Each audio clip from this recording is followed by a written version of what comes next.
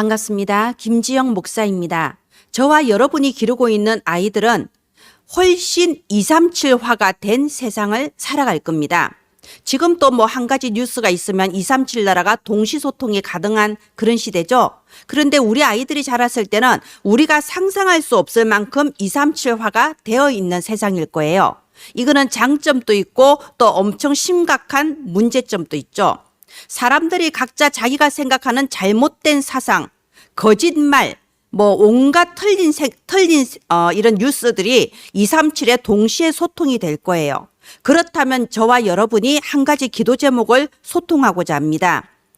237 나라의 렘넌트 전도 운동에 절대 망대가 서게 하소서 함께 기도해 주시기를 바랍니다. 이 세상의 영적 혼돈 시대에 흔들리지 않고 무너지지 않고 오직 그리스도 이 복음으로 내가 있는 현장에 빛을 비추는 절대 망대, 237 나라에 이를 렘넌트 전도 운동할 절대 망대들이 일어날 수 있도록 우리 한 마음으로 기도해 주시기를 바랍니다. 오늘은 학원복음화 3과 그리스도는 누구신가 굉장히 중요한 메시지입니다. 오늘은 좀 성경 중심으로 보시기를 바랍니다. 기도합니다. 하나님 아버지 은혜를 감사합니다. 영적으로 혼돈한 시대가 다가오고 있습니다. 우리 렘넌트들이 237 나라 렘넌트 전도 운동하는 절대 망대들로 서게 하여 주시옵소서. 이 시간에도 시공간을 초월한 보좌의 권능으로 역사하여 주옵소서. 살아계신 주 예수님 이름으로 기도합니다. 아멘. 네, 11월의 서론을 보도록 하겠습니다. 완전 복음을 누리는 완전한 기도. 여러분, 이 11월의 서론은요, 자칫하면 어렵고 복잡하게 느껴질 수도 있습니다. 그런데 우리가 믿음이 있다면 너무나도 당연하고 감사함과 감격으로 드릴 수 있는 기도가 완전 복음을 누리는 완전한 기도입니다. 하나님 안에서 내가 누구인가 참된 나를 누리는 기도가 7대 망대죠. 여러분, 기도에 있어서 가장 중요한 건 뭔가요? 진실한 마음으로 기도하는 겁니다. 그러면 진실한 마음이라는 게 뭔가요? 내 감정을 쏟아내는 게 진실한 기도가 아니죠. 우리가 저 신비주의자들처럼 내가 원하는 육신의 소원을 이루어 달라고 막 내 감정을 쏟아내면서 하는 그게 진실한 기도가 아닙니다. 진실한 기도는요, 예수 그리스도 이 복음의 답이 난 기도예요. 예수 그리스도의 복음이 없으면 나는 창세기 3장 원죄 속에서 지옥 갈 수밖에 없는 존재구나. 예수 그리스도가 아니면 아무 소망이 없구나. 바로 이런 나의 현주소를 찾는 것이 바로 진실한 기도라는 겁니다. 그래서 오직 주는 그리스도시요 살아계신 하나님의 아들이십니다. 예수는 그리스도 모든 문제 끝. 이 완전 복음의 답을 내고, 그러면 이 완전 복음 안에서 나는 누구냐, 내가 얼마나 축복받은 존재냐, 여기에 대해서 감사함으로 드리는 기도가 7대 망대 기도죠. 그래서 여러분, 지난 10월에서 서론에서 이 7대 망대가 계속 나왔습니다. 우리 아이들에게 충분히 전달되었을 줄 믿어요. 안 그러면 자칫 잘못된 생각을 해요. 나는 공부도 못하고, 나는 뭐 아무것도 할 수 없고, 나는 기도에도 응답도 없고, 이런 착각을 할 수가 있습니다. 예수는 그리스도, 모든 문제 끝. 그리스도 안에 있는 나는 하나님이 주시는 이 7대 망대의 축복을 누리는 나입니다. 그래서 그것에 감사하면서 하는 이 완전한 기도입니다. 또 두 번째, 네, 7대 망대 설명이 나오고 있어요. 자, 두 번째 기도는 어떤 기도냐? 이제 하나님께서는 나를 237 나라 살릴 주역으로 내 인생을 완벽하게 인도하고 계십니다. 그것을 내가 미리 이 말씀을 통해서 누리는 게 7대 여정의 묵상이에요. 기도에 있어서 가장 중요한 것은 먼저 충분한 메시지 포럼이 되어야 됩니다. 7대 망대는 뭔가, 7대 여정은 뭔가, 3 안테나는 뭔가, 그걸 외우는 게 중요하지 않습니다. 이 메시지를 선생님과 깊이 있게 포럼하면서 내 마음의 믿음으로 담기는 게 중요해요. 정말로 7대 망대, 7대 여정 3 안테나가 내 마음속에 믿음으로 담겨지고 각인이 된다면 감사하는 기도가 나올 수밖에 없습니다. 항상 기뻐하라, 쉬지 말고 기도하라, 범사에 감사하라. 이게 무슨 말인지 저절로 이해가 되고 내 입술에 고백이 될 수밖에 없습니다. 바로 그래서 기도에서 가장 중요한 거는 충분한 메시지의 포럼과 메시지에 대한 감사와 그리고 내 속에 각인되는 거, 이게 가장 중요합니다. 그래서 7대 여정 7대 여정에서 가장 중요한 거, 위드 임마누엘 원네스, 하나님은 언제나 나와 함께 하십니다. 10가지 비밀, 어느 곳에 가서도 무너지지 않으며 그곳에 숨겨진 하나님의 축복의 비밀이 있습니다. 우리는 항상 나 중심으로 틀린 생각하기가 너무 쉬운데 10가지 발판은 하나님 중심으로 모든 것을 생각하는 겁니다. 9가지 흐름, 사람들은 눈에 보이는 것밖에 모릅니다. 그러나 눈에 보이는 사건과 문제, 그 배후에는 눈에 안 보이는 영적 흐름이 있습니다. 이 눈에 안 보이는 영적 흐름을 바꾸어야지 237 흑암 권세를 무너뜨릴 수가 있죠. 그래서 9가지 흐름, 그리고 나 중심의 틀린 생각 속에서 나에 대해서 이상한 착각을 할 것이 아니라 5가지 확신, 나는 구원받은 하나님의 자녀입니다. 5가지 확신, 그리고 이제는 확신을 가졌다면 삶이 세팅이 될 수밖에 없죠. 237 나라 살릴 전도자의 삶으로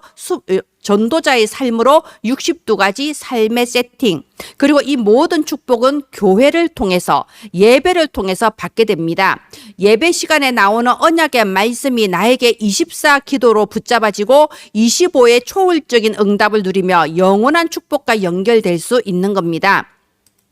그리고 세 번째로 전도 현장에서 천지개벽의 역사를 누리는 3이정표. 우리 랩런트들은 237 나라 복음화할 주역이에요. 그렇다면 사도행전 13장, 그리고 사도행전 16장, 사도행전 19장에 이런 똑같은 상황에 처할 수 있고, 여기에서 오직 기도와 성령의 충만함에 그 능력으로 모든 것이 성령 인도, 그리고 전환점, 로마를 향한 비전과 도전까지 연결될 수 있습니다.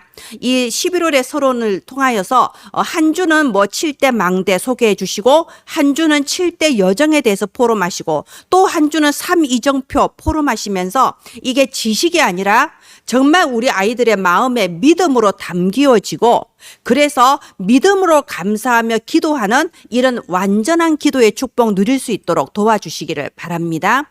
네, 11월 학원 복음화 중에서 오늘은 그리스도는 누구신가? 히브리서 전체를 한번 보도록 하겠습니다. 여러분, 우리 아이들의 신앙은 성경 말씀 안에 뿌리 내린 신앙이어야 합니다. 메시지 포럼도 중요하지만 또 성경에 뿌리 내린 신앙은 흔들리지 않습니다. 그래서 우리가 이 아이들과 공과를 나눌 때 기도 수첩에 나와 있는 그 공과 한글로 되어 있는 대지 제목만 가지고 하지 마시고요. 거기 보면은 항상 성경 요절이 함께 나와 있습니다. 왜 그럴까요?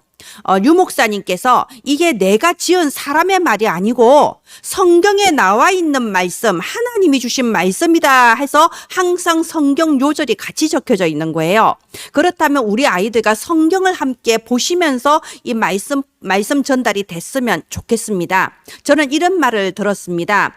가장 잘한 설교는 어떤 설교냐? 성도들이 내가 한 설교를 들으면서 성경 말씀을 뒤적여서 그 설교 말씀을 확인할 수 있다면 내가 가장 설교를 잘한 것이다 라는 말을 들은 적이 있습니다.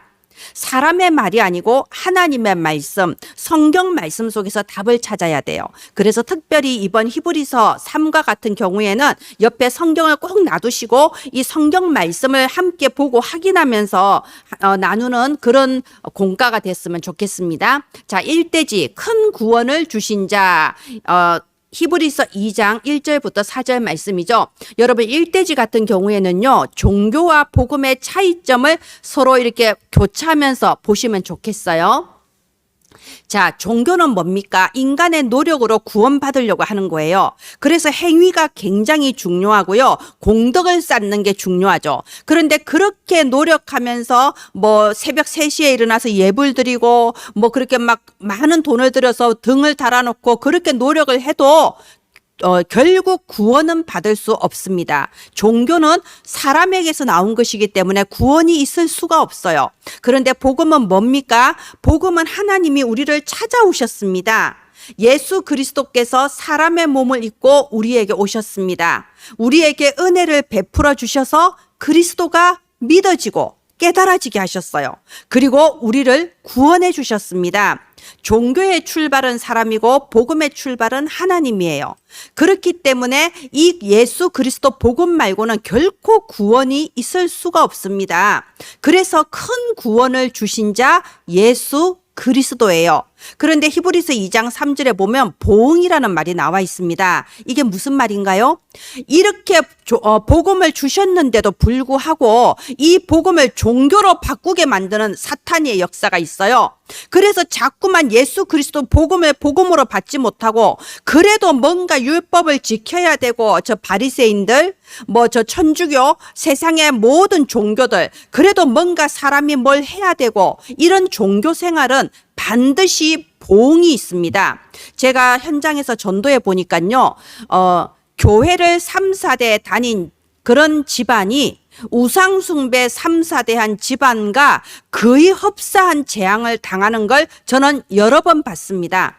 예수 그리스도 복음이 희미하다면 교회를 다녀도 우상숭배와 똑같아요. 종교생활은 우상숭배입니다. 그렇기 때문에 종교생활의 말로를 피해갈 수가 없어요. 그래서 여기에 2장 3절에 어찌 그 보응을 피하리요. 여러분 복음을 소홀하게 여기고 복음을 하찮게 여기고 뭔가 인간의 노력으로 뭔가를 더해 보려고 하는 이 종교에 조금이라도 우리의 마음이 흔들려 버리면요 보응이라는 게 있습니다. 그래서 우리 아이들에게 이 종교와 복음에 대해서 잘 차이점을 함께 나누고 오직 예수 그리스도 복음 붙잡도록 그래서 히브리서 2장 14절 보면요. 우리 성경 보겠습니다. 자녀들은 혈과 육에 속하였음에 그도 또한 같은 모양으로 혈과 육을 함께 지내심은 죽음을 통하여 죽음의 세력을 잡은 자 곧 마귀를 멸하시며 오직 그리스도입니다. 15절에 또 죽기를 무서워함으로 한평생 매어 종노릇하는 모든 자들을 놓아주려 하심이니 오직 그리스도만이 우리를 원죄 지옥, 마귀 사탄의 권세에서 해방시키고 큰 구원을 주실 수 있는 분입니다.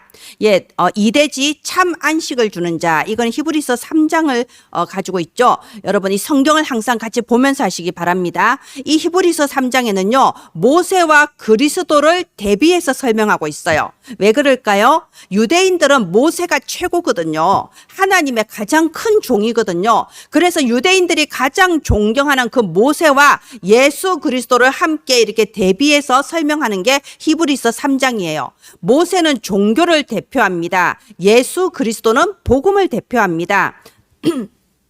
그런데 히브리서 3장 5절에 보면요. 모세는 하나님의 온 집에서 종으로서 신실하였고 종이에요. 그런데 히브리서 3장 6절에 보면요.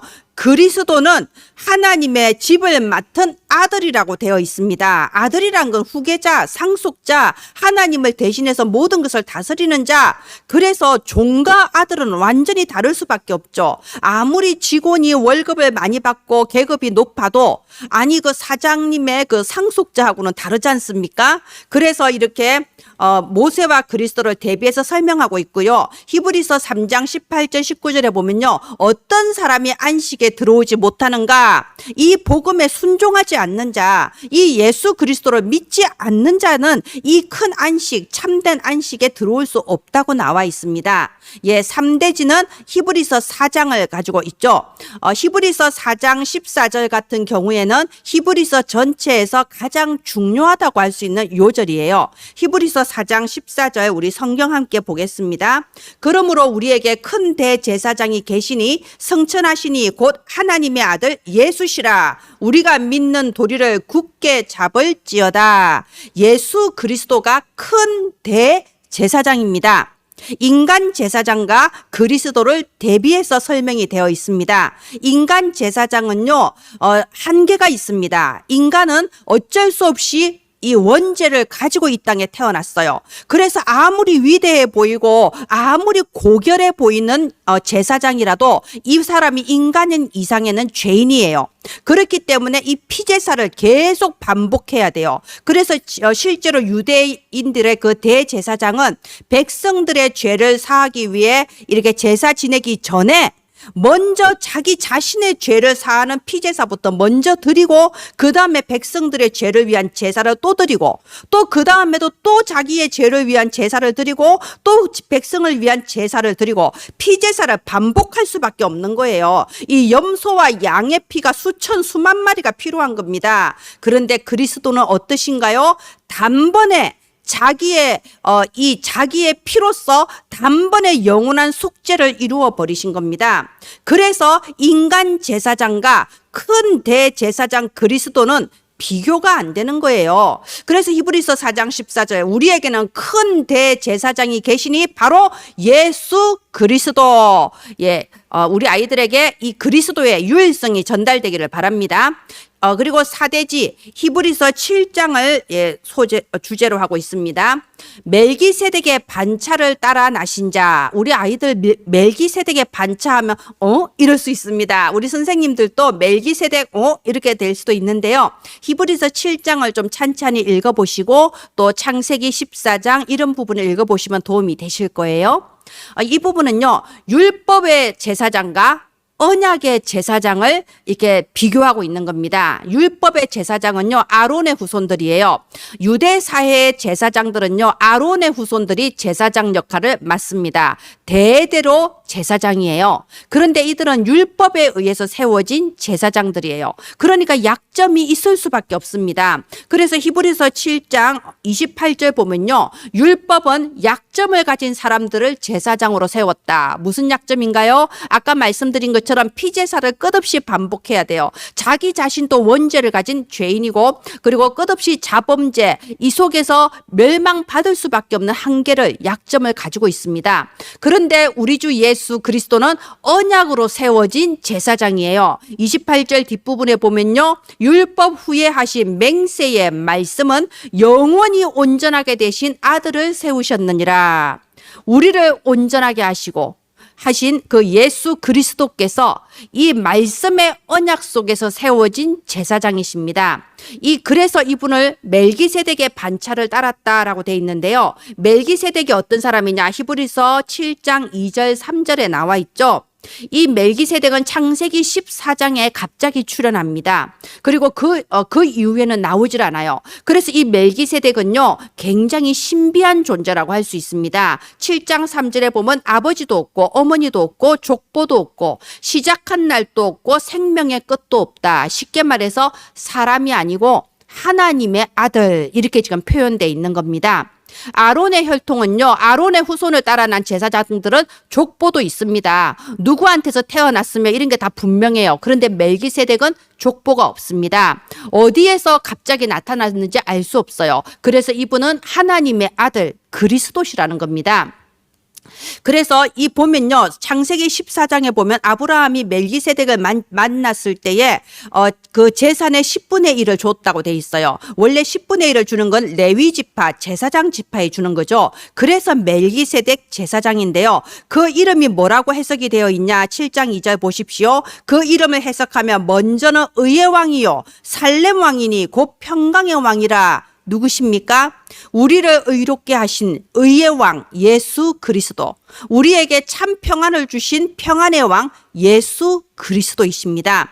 그래서 시편 110편 4절에도 보면요, 다윗이, 이 시편 110편은요 다윗이 메시아에 대해서 미리 예언을 한 시거든요. 메시아 예언시예요. 그런데 그 시편 110편 4절에 보면요, 이 예수 그리스도에 대해서 멜기세덱의 반차를 이었다, 이렇게 또 증거를 예언을 하고 있습니다. 그래서 멜기세덱의 반차, 멜기세덱의 그 서열을 따라 나신 예수 그리스도 언약 제사장은 아론의 혈통을 따라 난 율법의 제사장과 비교할 수 없는 겁니다. 히브리서 7장 28절, 약점을 가진 사람 제사장, 온전하게 되신 언약 제사장. 자, 그리고 마지막 5대지에는요 히브리서 9장을 주제로 하고 있습니다. 히브리서 9장 또 아주 중요한 요절이 많이 나오죠. 이번 3과 그리스도는 누구신가? 이 공과 같은 경우에는요, 히브리서 1장부터 10장을 쭉 이렇게 보면서 아주 중요한 부분들이 많이 나와 있는데, 그 무엇보다도 예수 그리스도에 대해서 선명하고 정확하게 나와 있는 성경입니다. 그래서 이 상가 같은 경우에는 반드시 우리 아이들과 성경을 넘겨가면서 성경으로 확인을 하면서 말씀 포럼을 나누시기를 바랍니다. 자, 히브리서 9장, 손으로 지은 성소가 아니라 온전한 성소. 성소라는 것은 예배를 드리는 곳이죠. 다시 말해 종교적인 예배와 그리스도 언약 붙잡은 복음적인 예배를 대비해서 설명하고 있는 겁니다. 히브리서 9장 9절에 보면요, 이 모세의 지시를 따라서 성막을 짓고 피제사를 드리는데, 히브리서 9장 9절에 보면요, 온전하게 할 수 없는 제사라고 되어 있습니다. 왜요? 히브리서 9장 22절에 보면요, 피 흘림이 없은즉 사함이 없다고 되어 있어요. 그런데 이 피라는 것은 언약의 피, 예수 그리스도의 피를 말하는 겁니다. 그런데 이 종교적 예배는 끝없이 염소와 송아지의 피로서 예배를 드리니까 아무리 수천 수만 번 예배를 드려도 그것은 온전한 예배가 될 수 없고 죄사함이 있을 수가 없는 겁니다. 그래서 오직 예수 그리스도 언약 붙잡은 예배, 복음적인 예배만이 온전한 예배가 될 수 있어요. 히브리서 9장 12절 보겠습니다. 염소와 송아지의 피로 하지 아니하고 오직 자기의 피로 영원한 속죄를 이루사 단번에 성소에 들어가셨느니라. 예수 그리스도의 피로서만 단번에 구원받을 수가 있습니다. 이 히브리서 9장에는요, 단번에라는 단어가 6번이나 반복해서 나옵니다. 인간 제사장의 한계는 반복이에요. 피제사 반복해야 돼요. 그러나 그리스도는 단번에 십자가에서 자기의 몸을 희생 제물로 바쳐 주셔서 그 피로써 우리를 단번에 구원해 주신 겁니다. 그래서 이 히브리서 9장 28절, 그리스도 많은 사람의 죄를 담당하시려고 단번에 들이신 바 되셨고 우리에게 구원을 베풀어 주신 겁니다. 자, 이와 같이 우리는요, 이 3과에는 히브리서를 전체적으로 한 번씩 쭉 보면서요, 이 예수 그리스도의 유일성, 예수 그리스도의 우월성을 우리가 함께 나누었습니다. 제목, 그리스도는 누구신가? 그리스도에 대해서 성경 말씀의 기준을 삼고 정확하게 전달되는 우리 아이들 속에 피언약이 각인되는 그런 삶과가 되기를 바랍니다. 우리 인터넷에 들어가 보면요, 이런 피제사에 대한 그림이나 영상도 있어요. 이런 걸 좀 실제로 보여주시면서 시청각으로 함께 나누시기를 바랍니다. 내 11월의 결론, 완전 복음의 결단. 복음이 뭔가요? 갈라디아서 2장 20절이죠. 내가 죽어야 되는데, 내가 재앙당해야 되고, 내가 지옥 가야 되는데 나 대신에 그리스도께서 십자가에 죽어주셨습니다. 그래서 나는 그리스도와 함께 십자가에 죽었고 나의 옛사람은 죽었고 이제는 그리스도 안에서 하나님의 자녀로 세계복음할 주역으로 내가 새롭게 다시 살아난 거예요. 그래서 이제는 내가 산 것이 아니고 오직 내 안에 그리스도께서 사신 것이라. 그러면 우리가 이 복음에 감사하고 감격한다면 실제로 이제는 결단이 되어져야 되는 겁니다. 나는 앞으로 새 사람으로 어떻게 살아야 될까요? 살리는 자로 살겠습니다. 그렇다면 우리 주변에 오네시모 같은 사람이 있어요. 우리가 미워하고 다시는 보고 싶지 않고 상처받고 원한 가졌던 사람도 있습니다. 그러나 우리는 그리스도 안에서 새로운 사람으로, 용서하는 사람으로 살겠습니다. 우리 주변엔 병든 자 많습니다. 마음이 병든 자, 정신이 병든 자, 그리고 육신이 병든 자, 돕는 자로 살겠습니다. 특별히 엘리트들이 더 심각합니다. 눈에 보이는 겉모습에 속지 않고 그들의 영적 문제를 보며 그 부분을 돕는, 살리는 자로 살겠습니다. 그래서 이제는 나의 남은 평생에 아이들의 뜰, 이방인의 뜰, 그리고 기도의 뜰로서 후대를 살리는 렘넌트 전도운동, 내 주변을 살리는 이 지역 살리고 현장 살리는 전도운동, 그리고 다민족 제자 세우는 선교운동 하겠습니다. 바로 이런 절대 망대들이 저와 여러분을 통해서 세워질 줄을 믿습니다. 네, 이 학원보고만 메시지를 통해서 하나님이 이 시간표에 주시는 가장 중요한 흐름, 언약의 흐름을 전달하는 저와 여러분 되기를 바랍니다. 기도합니다. 하나님 감사합니다. 이 시간에도 전국과 세계에서 후대들에게 정확한 언약을 증거하며 장차 237 나라 전도운동의 절대 망대를 세우고 계신 모든 부모 교사들에게 위로부터 내려주시는 보좌의 축복이 충만케 하여 주시옵소서. 살아계신 주 예수님 이름으로 기도합니다. 아멘. 감사합니다.